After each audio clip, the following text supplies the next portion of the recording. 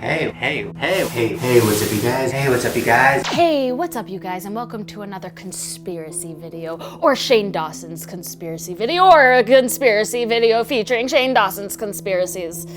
Yes, today is another day for conspiracy theories. In today's video, we ask the question, is Shane Dawson a reptilian shapeshifter sent here by the Illuminati to start a new MK Ultra? Yes. The answer is yes. No, that's not how conspiracy theories work, bitch! Okay, I'm kidding, of course. Shane Dawson is probably a human, and probably not part of any nefarious underground organizations that we know of. He is, however, a fellow conspiracy theorist, although theorist sounds way too formal for what we are. Maybe conspiracy ponderer?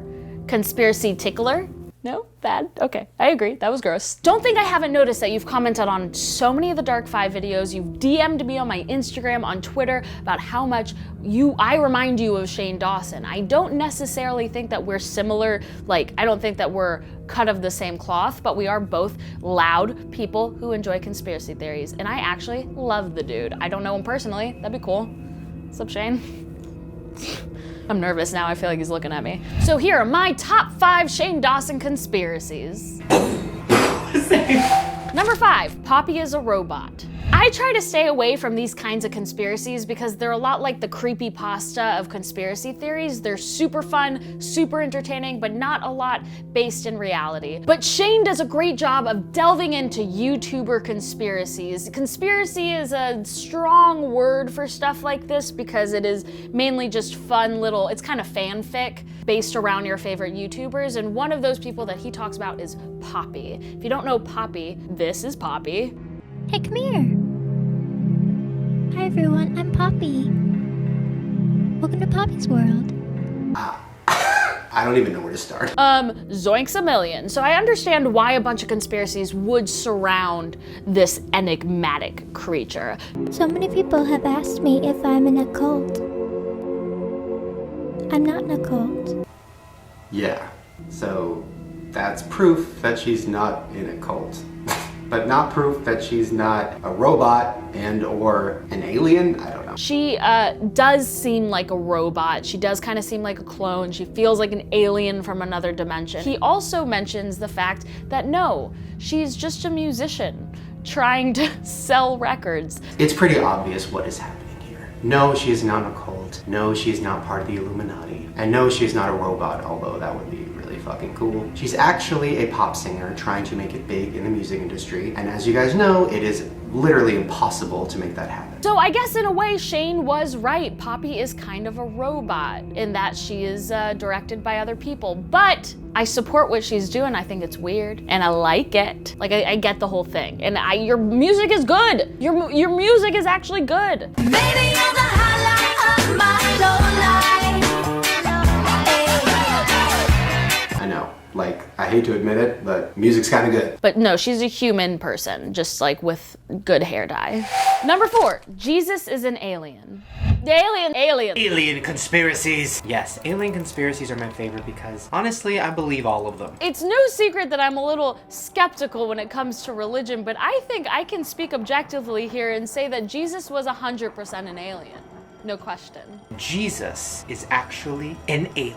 There are some theories that I honestly 100% entirely believe, like the shadow government and that Jake Paul is a sentient puppet. And then there are some fun theories because life is fun and you might as well make stuff up because reality is so bad. This is one of the fun theories. Now, a lot of parts of Jesus' story and the story of the Bible seem a little extraterrestrial if you think about it. Jesus claims that he's not of this world, and some believe that after he resurrected is when he was beamed back up into space, and that's why he's gone. These are all just basically tropes from classic science fiction. If we can take the Bible as fact, then I can take my favorite book, Stranger in a Strange Land, as fact as well. In using the laws of Robert Heinlein, Jesus is totally an alien. He arrives, does a bunch of magical shit, and has a strange relationship to big bodies of water. Just like Michael Valentine, who's my Jesus, who can manipulate water. So hear me out on this one. Humanoid aliens, like Jesus and Michael Valentine from Stranger in a Strange Land, employ 100% of their brain capacity, whereas we humans living on the planet Earth only employ about 10% of our brain capacity, which means that there's 90% of us that we just don't don't have access to, we can't tap into. My theory is that aliens or Martians or what have you, Jesus or Michael Valentine, were from another planet, employing 100% of their brain power so they can change perception. Oh my God, this water turned into wine. It's very possible that it's still water, but he's manipulating your perception to make you see wine. Oh, I'm walking on water. Guess what? Humans used to be amphibious.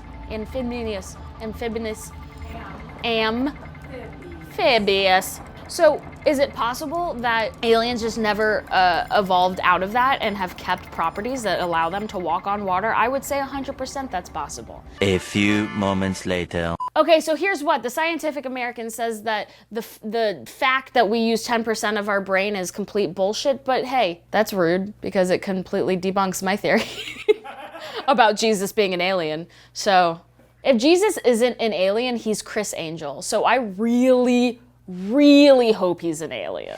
Number 3, the Illuminati is killing Hollywood. This one is super interesting. Shane gives multiple examples here, from Michael Jackson to John Lennon, even linking Britney Spears' very public breakdown to the Illuminati. Very much seems like an Illuminati situation. And I gotta say, girl, you right. Or at least ballpark. At least you're partially in the ballpark, which for many conspiracy theorists is huge. Now that being said, the Illuminati is elusive to me. I don't know if I necessarily believe in one organization that's just looming over everybody and just plucking people off at will, but I firmly believe that there are systems in place to hinder free will. If you want to call that the Illuminati, then hey, be my guest. Now to one of Shane's points. Did the Illuminati kill John Lennon? No, they did not.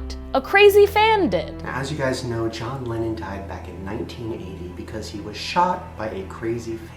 The reasoning that Shane gives in this video, not his reasoning, again, just a popular theory behind why the Illuminati would want to kill John Lennon, is because he promoted the idea of peace, whereas that is not necessarily in the government's best interest, because war is a money-making machine, which is why we are constantly at war. Look it up. I'm sorry. Okay, goodbye. Oh, I'm getting political. Another reason why people think the Illuminati may have had reason to kill off John Lennon is because he was very outspoken about the government. Throughout his career, John would talk about the government a lot, and he would sometimes allude to the Illuminati. But I implore you to think about this for a second. What government was he outspoken about? Was it the shadow government? No! It was the politicians that you see on your screen every day, or at least you did in 1967 through 1980 until he was assassinated. Assassinated? Do you say that about pop stars?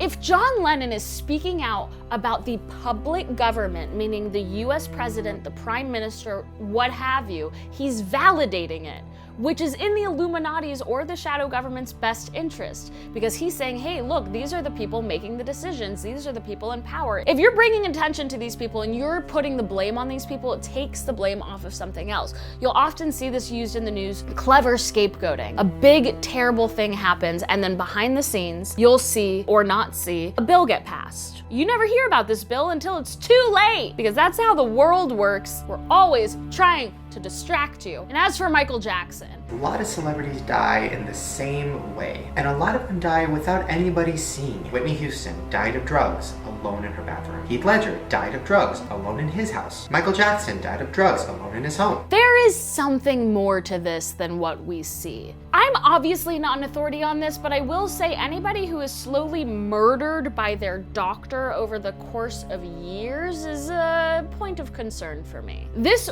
almost ritualistic drug abuse by the hands of people that you're supposed to trust, your doctors, your nurses, whatever, onto these public figures is disgusting. And it happens every day because these people are supposed to be these smiling, shiny objects for us to look at and steal their energy. And that's what we're doing. We're killing these people. We're killing these people. We're letting it happen. Somebody save Beck.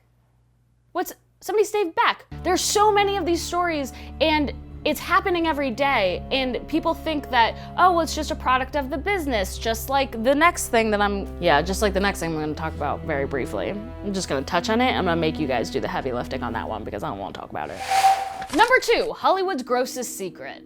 This one isn't even a theory anymore, as it's been proven over and over and over again. We're going to be talking about the dark, dark world of child molesters in Hollywood. Hollywood, at its core, is predatory. Into deep conspiracy, there's Masonic groups, there's Illuminati groups, there are these predatory groups that will take young child actors, bring them to parties, drug them up. The child sex trafficking problem within Hollywood is huge and is just now coming to light. I don't want to talk too much about this because it really makes me super sad, but I implore you, check out Anthony Rapp's account of his sexual abuse as it relates to Kevin Spacey, and check out Bryan who's a very famous director and very famous for diddling little boys. I'm adding some links in the description. You can educate yourself about the child sex trafficking and just sex abuse issues in Hollywood if you would like to. Sorry. Number 1, the Mandela Effect. In a video with Tana Mongu, Shane brings up the Mandela Effect. The Mandela Effect. No, I genuinely believe the fucking Mandela Effect. Actually, same as fuck. The Mandela Effect is basically when a lot of people have a memory of something, but then when you look back, it never actually happened. If there's one thing I love, it's learning. And if there's 2 things I love, it's learning and Rick and Morty. So let's just smash those together and let's learn something from Rick and Morty. In the show, they present the idea of a multiverse, or the idea that there are multiple universes happening all at one time. Rolling with the homies. Put simply, there are an infinite amount of possibilities. Each possibility has its own universe, and each of those universes are happening right now. What this means is that every decision you make or don't make has its own universe. What would have happened if you didn't throw up on yourself at the 7th grade dance? I don't know, but there's a world in which that happened, and that's pretty cool to me. The reason why this is called the Mandela Effect is because there's a collective false memory that Nelson Mandela died while imprisoned. Many people remember this so clearly. Thing is, Nelson Mandela was released from prison in 1989 and died in 2013. The example that I relate to inside of this theory is the Bernstein versus Berenstain Bears discussion.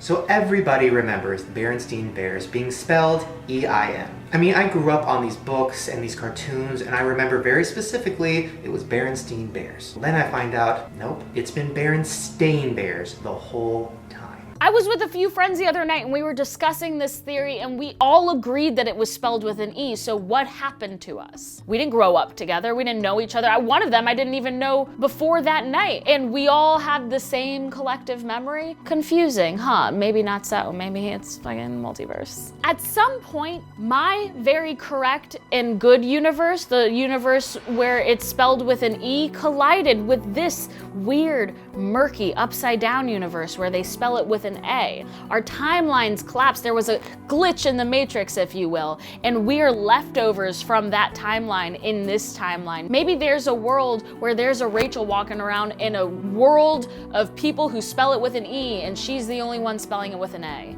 Who bloody knows? I don't know. It could all be bullshit, but it is kind of interesting to think about. I bet in my timeline, the one where Bernstein is spelled correctly, Hillary's president.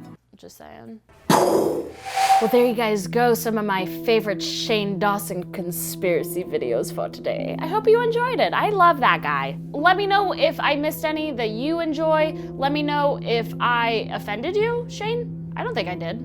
I think I did you justice, right? I tried. Thank you guys so much for watching this video, and thank you to Shane Dawson for being such a wonderful muse. Don't forget to subscribe to Snarled and press that little bell for notifications, or else you'll be in the dark, and guess who's afraid of the dark? Me, so you're not gonna find me there. So get out of the dark. Put on your notifications, you silly bitch.